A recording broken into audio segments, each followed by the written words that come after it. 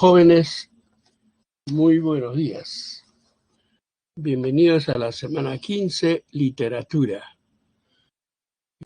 Tenemos el tema de hoy, Mario Vargas Llosa, su vida, su vasta obra, y dedicaremos 3 semanas a hacer un análisis de la novela La ciudad y los perros.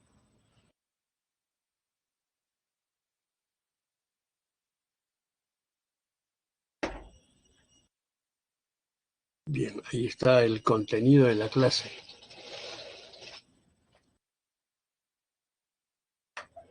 La ciudad de los perros, pero antes debemos conocer algo más de nuestro afamado y consagrado con el Premio Nobel de Literatura, nuestro sanmarquino Mario Vargas Llosa. Sus obras, características de la narrativa de Vargas Llosa, y culminaremos con el argumento y los temas de su novela, La ciudad de los perros. Yo estoy convencido de que ustedes han terminado de leer la novela El mundo es ancho y ajeno, ¿cierto? Además, ustedes ya estaban entrenados, habiendo leído El mundo es ancho y ajeno con más allá de 400 páginas, ¿cierto? Igual, esta novela tiene un promedio de 440 páginas. Además, esta lectura es mucho más ágil, con personajes juveniles, ¿cierto? Y bien, entonces, veamos.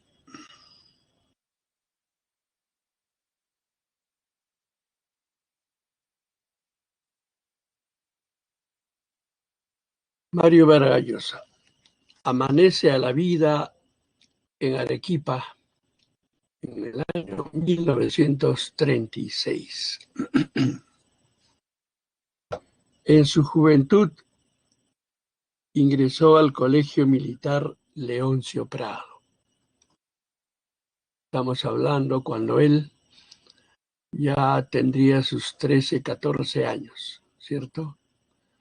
Pero antes, su infancia lo pasa más o menos hasta los 9 años en la ciudad de Cochabamba, en Bolivia, en casa de unos familiares. Luego inicia su educación secundaria en la ciudad de Piura, ¿no? Al norte. Ya en tercero de secundaria lo encontramos en el Colegio Militar Leoncio Prado. Después de culminar su secundaria en este colegio militarizado, ingresa a la Universidad Nacional Mayor de San Marcos. Estudia letras y derecho.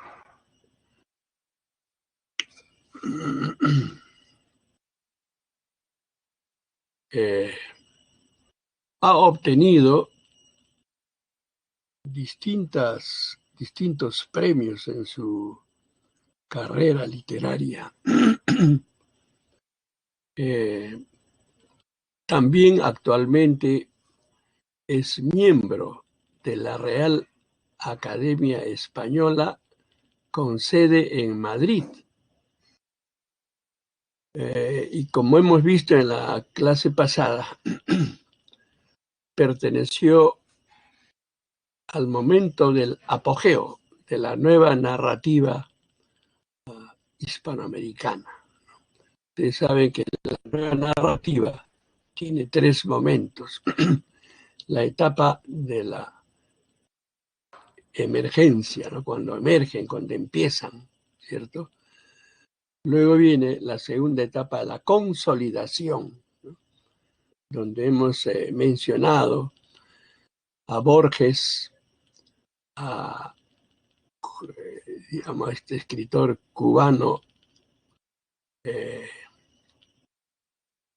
Alejo Carpentier, al argentino Ernesto Sábato, ¿cierto? Y al mexicano Juan Rulfo. Luego de esta etapa de la consolidación viene el momento más exitoso de la nueva narrativa hispanoamericana, que es el boom, ¿no? El boom de la narrativa hispanoamericana, donde está muy bien ubicado nuestro escritor Mario Vargas Llosa, compartiendo con Gabriel García Márquez, ¿cierto? Julio Cortázar y Carlos Fuentes, ¿no? 4 grandes de la narrativa hispanoamericana, que pertenecen a la etapa del apogeo, es decir, al boom, ¿cierto? Muy bien. Premios obtenidos, dicen. Ahí sí voy a ser un poquito más específico. ¿Qué premios ha obtenido Vargas Llosa ahora que está ya sobre los 80 años? ¿Cierto? Bien. Como se indica ahí, obtiene el premio Biblioteca Breve, otorgado por la editorial Seix Barral de Barcelona, por su novela La ciudad y los perros, por su primera novela. Luego el premio Rómulo Gallegos, en 1966, por su novela La Casa Verde. Premio Nacional de Novela del Perú, ¿cierto? En 1967. Premio Príncipe de Asturias de las Letras, en España, Madrid, 1986.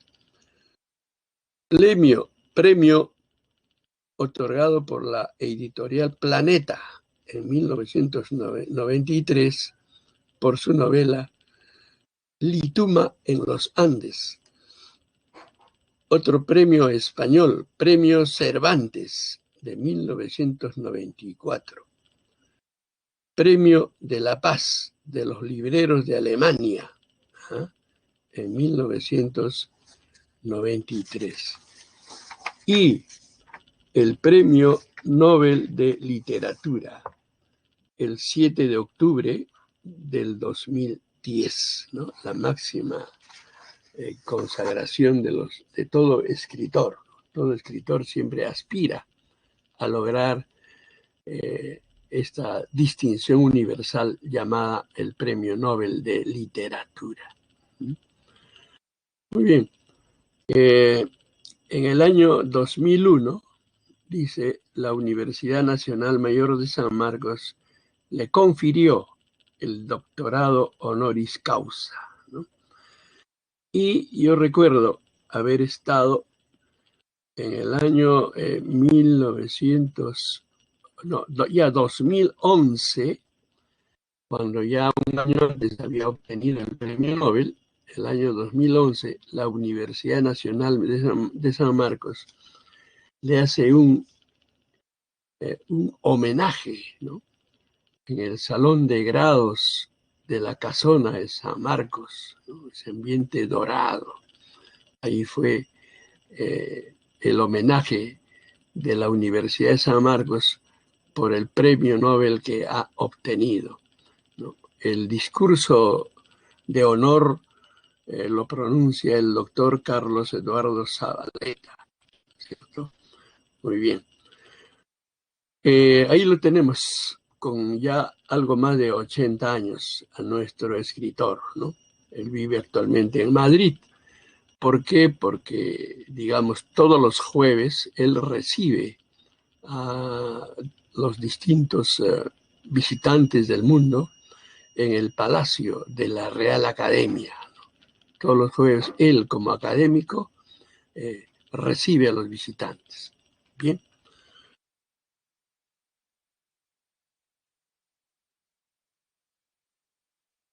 Sus obras, como quiera de que es nuestro mayor escritor, ¿no? Ahora, ¿no? El año 2000, 20, pues es el escritor vivo más distinguido que tenemos, ¿no? Y además ha laureado al Perú con ese premio universal, el premio Nobel. Entonces, es justo y necesario conocer sus obras, ¿no? Yo voy a mencionar, y ojalá lo puedan ustedes grabar, ¿no? Porque él ha escrito 20 novelas, ¿eh? 20 novelas, claro, por cuestión de espacio acá solo nos ponen 9, quizá los más importantes, pero les voy a decir las 20 novelas.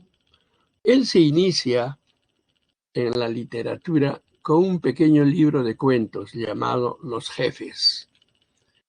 En este pequeño libro, publicado en 1959, que es el primer libro que él publica, este libro, Los Jefes, contiene los siguientes cuentos: El desafío, El hermano menor, Día domingo, Un visitante, El abuelo y Los jefes. Yo les recomiendo que lean este cuento Día domingo. Muy bien, ahora sí pasamos a las novelas, ¿cierto? Hasta este momento, 2020, ha publicado 20 novelas. 1. La ciudad de los perros, 1963. La casa verde, 1966. Los cachorros, ¿eh? 1967. Conversación en la catedral, 1969. Pantaleón y las visitadoras, 1973. La tía Julia y el escribidor, 1977. La guerra del fin del mundo, 1981. Historia de Maita, 1984. ¿Quién mató a Palomino Molero? 1986. El hablador, 1987. Elogio de la madrastra, 1988. Lituma en los Andes, 1993. Los cuadernos de Don Rigoberto, 1997. La fiesta del chivo, 2000. El paraíso en la otra esquina, 2003. Travesuras de la niña mala, 2006. El sueño del Celta, 2010. El héroe discreto, 2013. 5 esquinas, 2016. Y la última novela, Tiempos recios, del 2019. La última obra, que no es novela, por supuesto, la última obra que publica este año, en plena pandemia, digamos, ¿no? Publica este último libro titulado Medio siglo con Borges. Esta es la última publicación. Es una entrevista al famoso maestro de la narración, Jorge Luis Borges. Entonces, no figura entre las novelas porque no es novela, sino es una obra, es una entrevista, pues, ¿no? Por supuesto que él no se ha quedado en el cuento ni en la novela. Él también ha producido obras de teatro, ¿eh? Obras de teatro. Y ahí tenemos una muestra, ¿no? Por ejemplo, la primera obra de teatro se titula La huida del Inca, en 1952. La señorita de Tacna, 1981. Katy y el hipopótamo, 1983. La chunga, 1986. El loco de los balcones, 1993. Ojos bonitos, cuadros feos, 1996. Odiseo y Penélope, 2007. Al pie del Támesis, 2008. Las mil y una noches, 2010. Los cuentos de la peste, ojo, es una obra de teatro, 2015. Y si queremos saber su vida, ¿no?, en la voz de él mismo, ¿no?, podemos leer su autobiografía, ¿sí?, su libro de memorias. Se llama El pez en el agua, ¿no?, donde él cuenta su vida.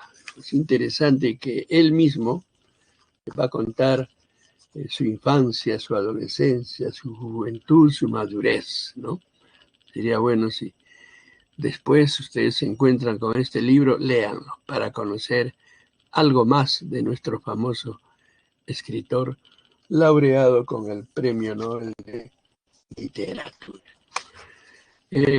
También, ¿no?, ha escrito pues crónicas, ¿cierto? Por ejemplo, Toque de Piedra. Toque de Piedra son artículos que él publicaba domingo a domingo en el diario El Comercio. Ahora, en forma de libro, Contra viento y marea, 3 volúmenes, entre 1983 y 1990, ¿no? El lenguaje de la pasión, el año 2000. Y también dentro de la crónica, el periodismo, él tuvo durante mucho tiempo un programa de televisión llamado La Torre de Babel, ¿no? Luego, en programa radial, ¿no?, en radioprogramas del Perú, durante mucho tiempo ha estado su programa Mi Novela Favorita, donde él comentaba las obras que había leído, ¿no? Entonces, cada semana había interés en escucharlo, el argumento, el resumen de las novelas que a él siempre le ha agradado. Muy bien. A ver, avancemos. La narrativa de Mario Vargas Llosa, ¿no? Características. ¿Por qué se dice que la obra de Vargas Llosa puede denominarse como una novela total, ¿cierto? Una obra, porque es una obra que incorpora las dimensiones históricas, militares, sociales, eróticas, psicológicas, sociológicas. Entonces, él abarca dentro de su producción literaria distintos temas, ¿no? Temas históricos, psicológicos, sociológicos, militares, políticos, ¿no? Y como dice acá también, temas eróticos. Entonces, por eso se denomina novela total a la obra de Mario Vargas Llosa. No hay tema que no haya tratado, ¿cierto? A él siempre le ha apasionado, digamos, la historia de la prostitución en el Perú. Si ustedes han leído, bueno, todos han leído La ciudad de los perros, ¿no? Cómo hay episodios donde los jóvenes del Colegio Militar Leoncio Prado tienen deseos de tener sus primeras experiencias en un prostíbulo llamado Huatica, que está en el distrito de La Victoria, ¿cierto? Es ahí donde todos los jóvenes, bueno, por lo menos la mayoría, se van a iniciar en el campo, digamos, sexual, ¿no? Y la prostituta más visitada va a ser la llamada La Pies Dorados, ¿cierto? Porque el primero que la conoce va a ser el personaje llamado el Negro Vallano. Entonces el Negro Vallano fue el primero que va a tener su experiencia en este prostíbulo y avisa pues a todo el círculo, a todos los grupos, ¿no? Entonces cada fin de semana, como ellos salen, ¿no? Ellos estudian pues internos, ellos salen y los ahorran para visitar, ¿no? a estos prostíbulos. Es ahí donde van a tener sus primeras experiencias. Y esta joven llamada La Pies Dorados se va a especializar atendiendo a novatos, atendiendo a los que se inician en esta actividad sexual.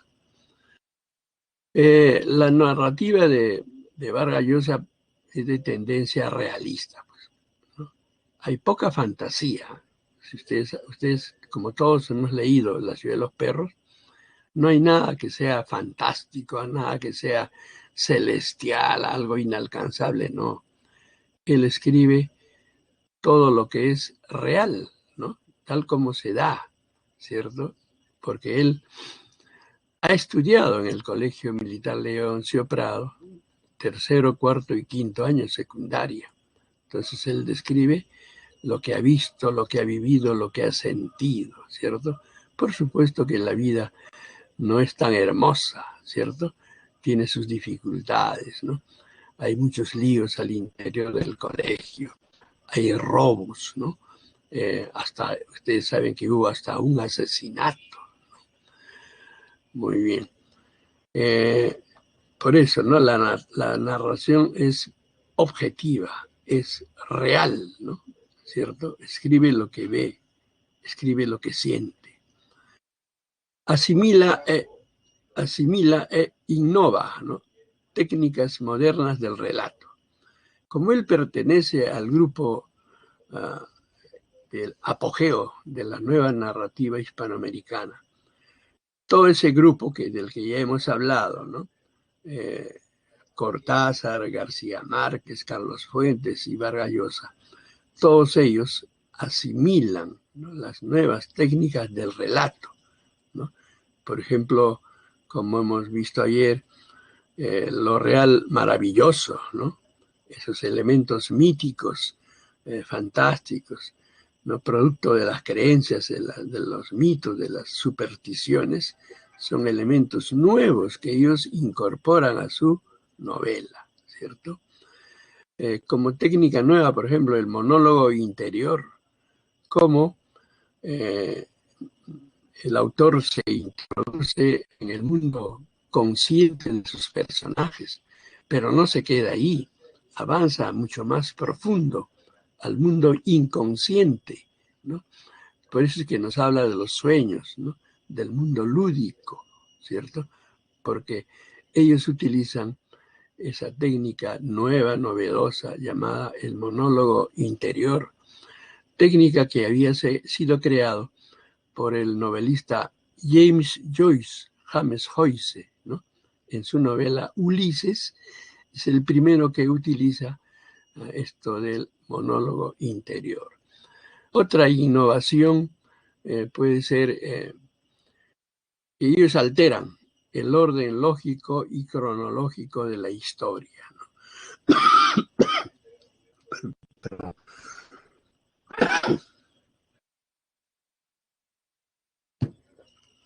Entonces ellos alteran el orden lógico y cronológico de la historia, ¿cierto? Si empiezan, por ejemplo, en el presente, luego vuelven al pasado, de ahí hacen un salto al futuro, vuelven otra vez al pasado, al futuro, el presente, el pasado, el futuro, y así. Es una mezcolanza en cuanto al orden lógico y cronológico, ¿no? O sea, en cuanto al tiempo, hay un caos, un desorden total. Eso lo habrán visto, por ejemplo, quienes han leído Pantaleón y las visitadoras, ¿no? O 100 años de soledad de García Márquez, ¿cierto? Entonces, es ahí donde nosotros como lectores participamos activamente, ¿no? ¿Cómo?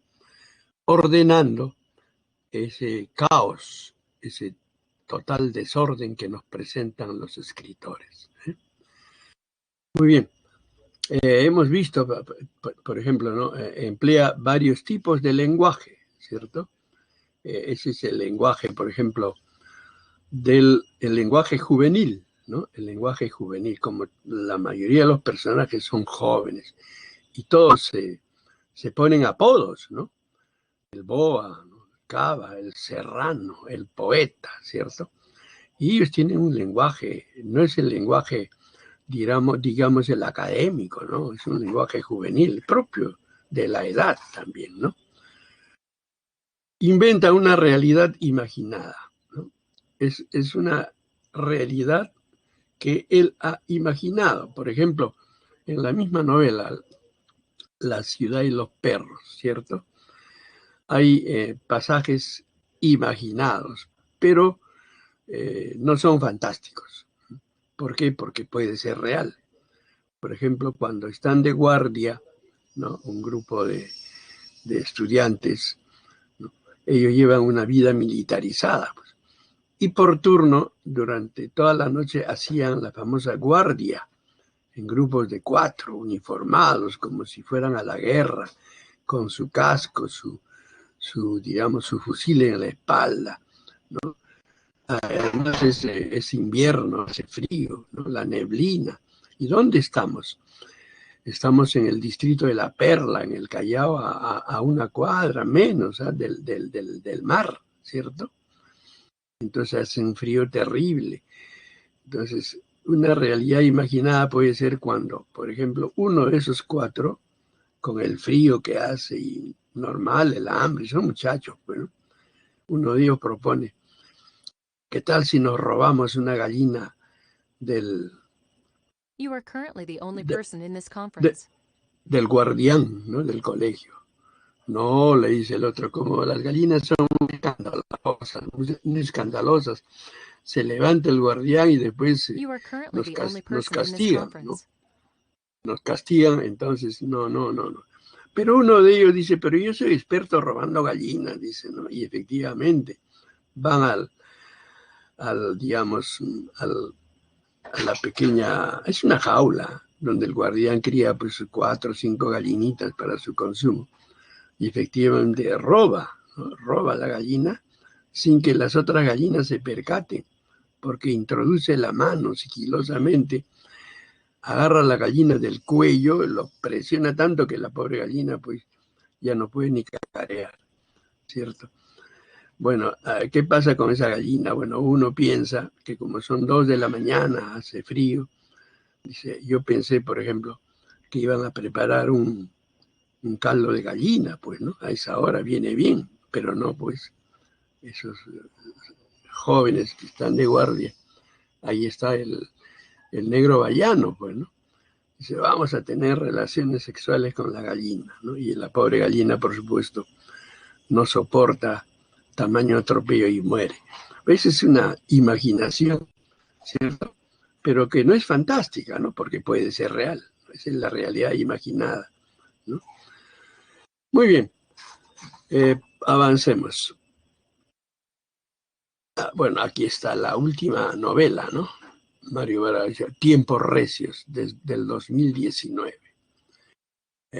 Conversación en la Catedral, una de las 3 novelas más importantes de Vargas. Luego hablaremos cuáles son esas 3. Pero es bueno que sepan, esta es la, a ver,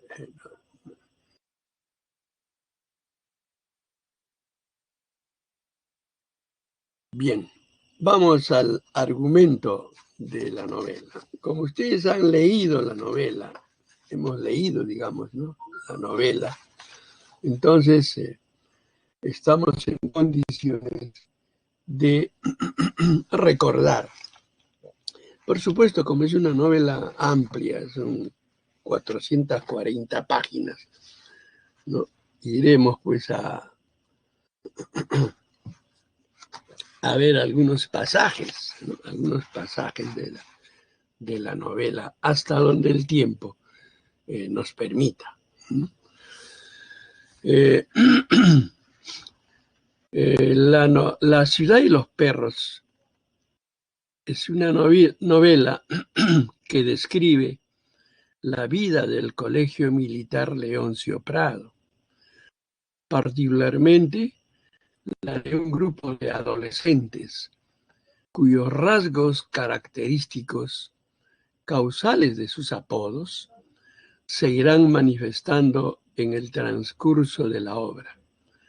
Hay sobrenombres como Boa, Rulos, el poeta, Cava, el esclavo, el negro vallano y otros cadetes más. Forman una asociación a la que denominaron el círculo, ¿verdad? Muy bien. El jaguar, un muchacho rubio de gran destreza en la pelea cuerpo a cuerpo, es quien propone el nombre y será él mismo quien dirija los proyectos de esta, ¿no? Es decir, ¿cómo se llama el grupo? El Círculo. Bien. Siendo alumnos del tercer año, recién ingresados, fueron bautizados por los cadetes de cuarto y quinto año. El bautizo consistía en una serie de agresiones físicas y morales contra los recién ingresados, a quienes se les denomina perros. Entonces, perros son los alumnos del tercer año de secundaria. A ver, aquí dice, ¿no? El cadete Cava, integrante del círculo, cuyo líder es Jaguar, roba las preguntas del examen de química. El examen de química es por decir mañana. Entonces, una noche antes, se reúne en el baño, ahí está Jaguar, que es el jefe, y 2 o 3 más cadetes. Entonces Jaguar dice, uno de ustedes va a robar la prueba de química, porque es un examen tan difícil que seguramente todos vamos a resultar desaprobados. Entonces, vamos a robarnos la prueba para algunos, ¿no? Obtener una nota aprobatoria, ¿no? Pero para eso hay que tener la prueba. Hay una suerte de cubileteo, ¿no? Es decir, con los dados en el baño van a regirla. El que pierde será el encargado de robar. Y justamente quien pierde este sorteo es el alumno,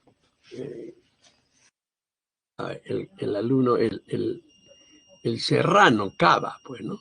El serrano Cava, le dicen el serrano. Ahí está, el cadete Cava. Bien, y él obedeciendo a que ha perdido el juego y el jefe dice, bueno, tú eres el que vas a robar. Efectivamente, se desplaza hasta el edificio, estamos casi a medianoche, ¿eh? Se desplaza hacia el edificio donde está el departamento de impresiones del colegio. Ya la prueba estaba impresa porque mañana el examen es a primera hora. Bien, entonces él ingresa a este ambiente y no se va a robar una hoja del examen, no. Lo que él va a hacer es copiar las preguntas, ¿cierto? Así, como ya las pruebas están impresas y están contadas exactamente para todos los salones, entonces apoderarse de una hoja sería para que fácilmente los detecten, ¿no? Entonces, lo que hace el serrano, por orden del jaguar, es copiar las preguntas. Es así como ellos ya tienen las preguntas del examen de química del día siguiente. Bien, el esclavo es el alumno Ricardo, no, el alumno Ricardo es el encargado de, bueno, en este caso es el que va a denunciar el hecho, o sea, el robo a las autoridades. Entonces se descubre el robo. Bien, pero ¿por qué? Porque el esclavo denuncia al ladrón, digamos, ¿no? Ojo, porque el día del examen el teniente Gamboa, pues el teniente Gamboa se entera, o ve, no es que se entera, ve, como él está cuidando un salón, ahí ve que una bolita de papel va circulando.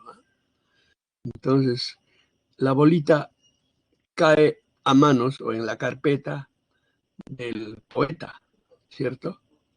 El poeta. Entonces, el teniente Gamboa se acerca, ¿no? Y lo interroga, pues, ¿no? ¿De dónde viene? Le dice, yo no sé, acaba de llegarme a mi carpeta, yo no sé. Entonces el teniente Gamboa abre ese papelito y descubre que ahí estaban las fórmulas del examen de química, ¿cierto?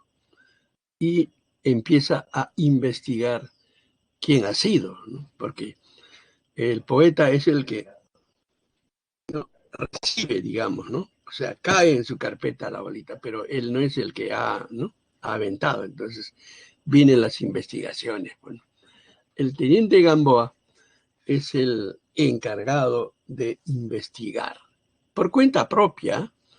¿No? Él no quiere, pues, que haya ese tipo de, digamos, de engañar al profesor de química, ¿no? ¿Cierto? Él es un hombre muy recto. ¿Bien? Entonces, cuando se inicia la semana, ¿no? Los jóvenes vuelven de sus casas porque los fines de semana salen. Es ahí donde se enteran de que habían descubierto el robo de la prueba. ¿No? Entonces, cuando el teniente Gamboa descubre esas fórmulas de química, a ese salón lo castiga. ¿Cómo? Dice, desde ahora no van a salir los fines de semana hasta que alguien de ustedes me diga quién ha sido el que ha robado las preguntas. ¿Ve? Entonces ellos habían ya varias semanas que no salían los fines de semana. Y sobre todo, como ya son jóvenes de 5º año, pues necesitan visitar a sus familias. Otros aprovechaban la salida para visitar a sus enamoradas. Otros salían para ir pues al prostíbulo y así. Entonces estaban impedidos todo el grupo, todo el salón, hasta que alguien dijera. Es ahí donde el cadete, el esclavo, pues, ¿no? Ricardo Arana se llama, ¿no? El cadete esclavo, llamado Ricardo Arana, que ya no soporta tantas semanas sin ver a su enamorada Teresita, él decide denunciar quién ha robado el examen. Dice, ¿qué pasa? En la noche en que se produce el robo, Ricardo Arana, ¿cierto? Ricardo Arana, apodado el esclavo, él estaba de guardia, ¿no? ¿Cierto? Como todas las noches hacían guardia, él, por coincidencia, estaba de guardia y ve, ¿cierto? O sea, es testigo de que él ve que el Serrano Cava está ingresando a ese pabellón donde está el departamento de impresiones, donde están las pruebas ya hechas, ¿cierto? Entonces, él sabe, o sea, no le han contado, él sabe, él ha visto, es testigo, y lo denuncia, pues, ¿no? Al pobre Cava. Y, por supuesto, Cava es sometido a una serie de preguntas por los oficiales del colegio, ¿no? En el colegio hay varios oficiales. Por ejemplo, está el teniente Gamboa, el capitán Garrido, el coronel. El coronel es el director del colegio. ¿No? Aparte está el teniente Guarina, ¿no? El comandante Altuna. Hay una serie de oficiales que trabajan en el colegio, cuyo director es el coronel. Bien, es el de mayor graduación. Es ahí donde lo investiga, acaba y bueno, pues él acepta pues, que sí, efectivamente, él había robado la prueba. Y por supuesto es sancionado de manera muy, digamos, psicológicamente, digamos, es sancionado severamente. ¿Por qué? Porque hay una formación en el patio principal del colegio, izamiento de bandera, himno nacional, toda una ceremonia, y el Serrano Cava está ahí solo al frente de todos, de los cientos y cientos de alumnos, están las autoridades del colegio, los oficiales, y él al frente, y es donde las autoridades, los oficiales se acercan y le van a arrancar sus galones, su insignia, los botones de su uniforme. Entonces prácticamente con su uniforme hecho hilachas, ¿no? Así le dicen que abandone el colegio, ¿no? Y se va saliendo hasta llega a la puerta principal, se abre la puerta y él sale expulsado del colegio por haber robado la prueba, ¿no? Y esto lo hacen públicamente ¿para qué? Para que nadie más cometa ese error, ¿no? De robar, ¿cierto? Porque la disciplina militar es muy rígida, pues, ¿no? Muy bien, estamos ahí. Avancemos, ¿no? El argumento, como hemos dicho, ¿no? Es una novela un poquito amplia. No podemos reducirlo tampoco a 2 palabras, ¿no? Bien, aquí es importante también la participación del poeta, ¿no? Alberto Fernández. Alberto Fernández, su apodo es el poeta. ¿Por qué le dicen el poeta? Porque él escribe cartas, ¿no? Cuando un compañero quiere mandarle una carta a su enamorada, pues le pedían a él, hazme una cartita, pues, y escribía una carta pues romántica, y por supuesto cobraba 20 centavos, 20 centavos ahora es una peseta, para entonces era un dineral para un estudiante que vive encerrado toda la semana. Y eso le servía para comprarse una cajetilla de cigarros y algo más. Entonces, todos los que querían escribir algo a sus enamoradas, a sus novias, pues acudían al poeta, ¿no? Entonces él gustoso escribía. Y también, ¿no? Hacía novelitas, novelitas pornográficas, por supuesto. Entonces eso concitaba la atención, ¿no? Entonces él los alquilaba, él no lo vendía, los alquilaba, ¿no? 4 o 5 páginas, novelitas así hechos en hojitas de blog. Entonces, hoy te alquilo y no, ya, este es el 20 centavos, leía, ya, habrá otro, y así cada lector tenía que pagar una moneda, pues, ¿no? Así se recurseaba el poeta, los sencillos que necesitaba para sus gastos personales. Bien, en la familia del poeta había problemas, dice, ¿no? Sus padres estaban separados.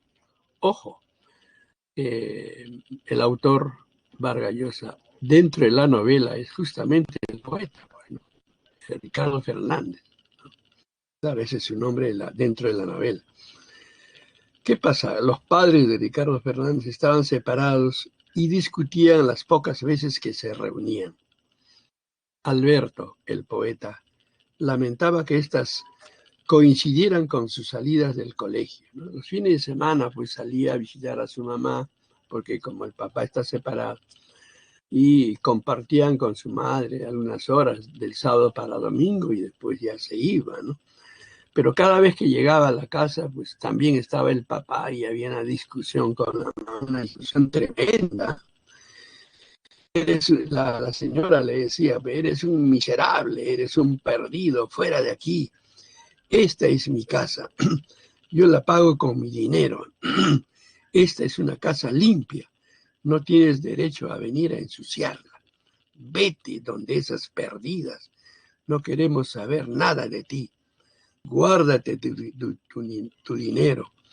Lo que yo tengo me sobra para educar a mi hijo, ¿no? A su hijo, el poeta, pues, ¿no? Bien, son algunas frases que bueno, Alberto escuchaba a su madre, ¿no? ¿Qué respondía el papá, ¿no? Su padre, un hombre bajo y macizo, un poco calvo, escuchaba gritar a su esposa, a la mujer, a su mujer, digamos, ¿no? Con mucha serenidad. Carmela, tranquilízate. No quiero pelear contigo. Un poco de paz sería bueno. No puedes seguir así. Es absurdo. Tienes que salir de esta casucha, tener sirvientas, vivir bien como te mereces, le decía el esposo. No puedes abandonarte, estás toda descuidada. Hazlo por tu hijo. Es decir, al parecer el papá del poeta tenía pues algún dinero, solo que la mamá no aceptaba las propuestas de él, ¿cierto? Entonces, bien, sobre el negro vallano, dice, ¿no? Pies dorados, ¿no? Una bella prostituta del burdel de Huatica. Fue el negro vallano quien comunicó a los cadetes sobre la existencia de pies dorados, ¿cierto? Entonces, a partir de esta noticia que el negro vallano lleva al colegio, pues ya todos quieren visitar este prostíbulo. Bueno, dice, en ese fin de semana, cuando regresaron al colegio, los alumnos le dieron con la noticia que el robo de la prueba de química había sido descubierto, ¿cierto? Entonces todos quedan consignados, es decir, que no pueden salir los fines de semana.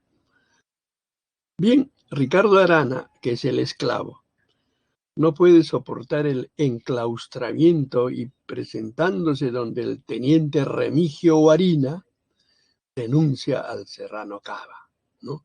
Pues él había estado de guardia la noche en que se cometió el hurto y había visto a Cava dirigirse al departamento de impresiones donde se encontraba la prueba. Bueno, ya después viene pues ese, digamos, ese espectáculo poco grato ¿no? Para Cava, cuando lo despiden, pero de mala manera, ¿no? Lo expulsan del colegio. Vamos a este momento un poco trágico, ¿no? ¿Cierto? Sobre el asesinato. Cuando los cadetes fueron formados con uniformes e implementos de campaña, nadie imaginó que aquellas maniobras que habían realizado tantas veces terminaría en una tragedia. Ricardo Arana, ¿no? Cadete del último año y a quien llamaban el esclavo, recibió un tiro a la altura de la nuca y sin recuperar el conocimiento falleció a los 3 días. Las autoridades del colegio, para evitar cualquier problema que se pudiera suscitar ante tan nefasto hecho, dieron por terminado el caso, o sea, cerraron el caso, alegando que todo fue por negligencia del mismo cadete, o sea, de la víctima. Negligencia del cadete Cava, ¿cierto? Bueno, el cadete, a ver, estamos hablando del Ricardo Arana, ¿no? ¿Cierto? Según las autoridades del colegio, piensan de que Ricardo Arana, en pleno ejercicio, ¿no? Ahí al fondo del RIMAC, hay unos cerros, allí están haciendo una práctica, digamos, de tiro, ¿no? Simulación de guerra, digamos. Entonces, las autoridades del colegio dicen que Arana levantó la cabeza cuando no debía haber levantado. Entonces, ese hecho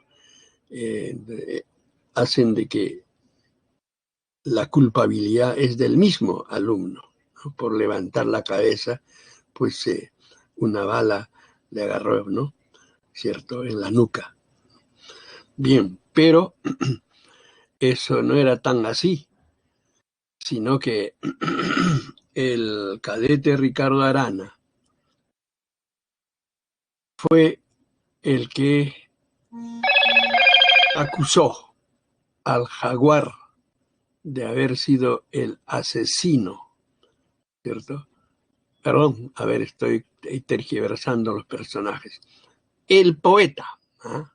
El poeta es el que denuncia diciendo que Jaguar es el asesino y no es que haya sido un accidente la muerte, sino hay un asesino y ese asesino es Jaguar. Es lo que manifiesta el poeta. Pero entonces aquí se produce un conflicto en el colegio. Por un lado, el teniente Gamboa como que se entera, ¿no? Gracias al poeta, de que Jaguar había dado muerte, ¿no? al cadete Arana. Ese es por un lado. Y por otro lado, las autoridades del colegio ya cerraron el caso, ya, ¿no?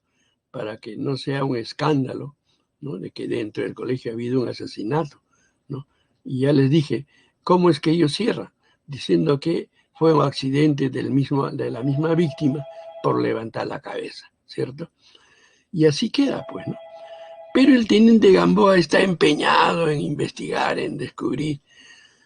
Al final de la novela, ustedes saben que el cadete, el teniente Gamboa es sacado del colegio y enviado a la ciudad de Juliaca como castigo, ¿no? Porque ya el coronel, los otros oficiales le habían dicho, ya no investigues, ¿ah? ¿Cierto? Pero por desobedecer lo mandan a esta zona frígida que es Juliaca, en el departamento de Puno. Muy bien, creo que nos hemos demorado. Bueno, todo esto está referido al argumento, pues, ¿no? Otros temas, la pandilla juvenil, el robo, la agresividad, el machismo, los rituales de la adolescencia, ¿no? Aquí está, esta es una escena de los, digamos, del bautizo, pues, ¿no?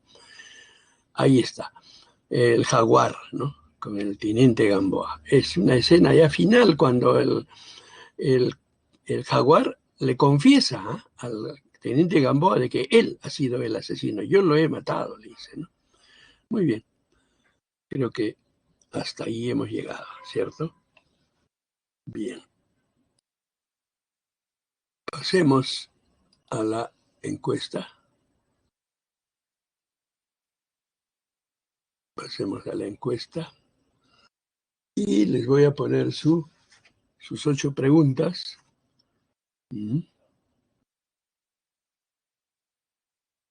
Ahí están las respuestas de las 8 preguntas. Muy bien. Entonces, ha culminado nuestra clase. ¿Tomaron nota de las preguntas? A ver, ahí están las 8 respuestas. Vamos a pasar a la última vista. Muy bien.